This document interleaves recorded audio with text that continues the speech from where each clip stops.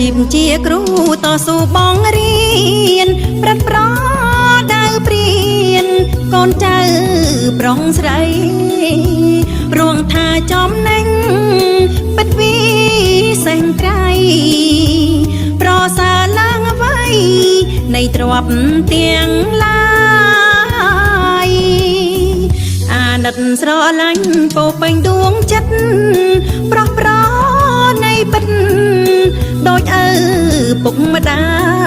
យអមរំណែនាំបញ្យលបរិយាយ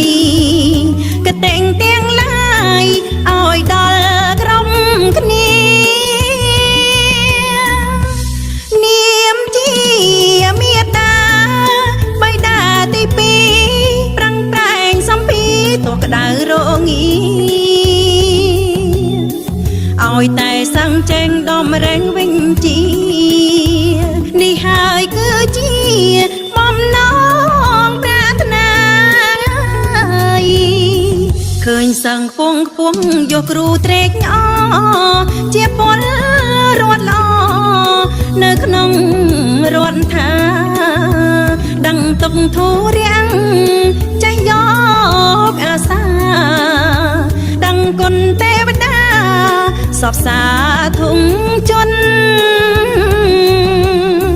អកាំងកូនរៀនមានសន្តិភាពចេះដឹងជ្រួតជ្រាប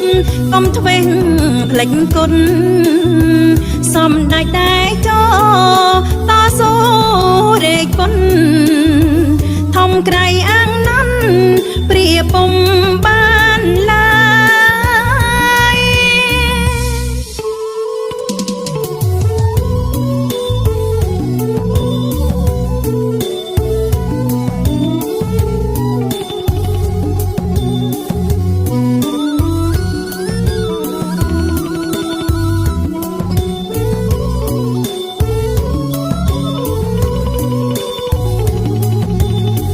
ឃើញសឹងខ្ពងខ្ពស់យកគ្រូត្រេកអរជាពលរដ្ឋល្អនៅក្នុងរដ្ឋថាដឹងទុកធូររាំងចេះយកអាសាដឹងគុណទេវតា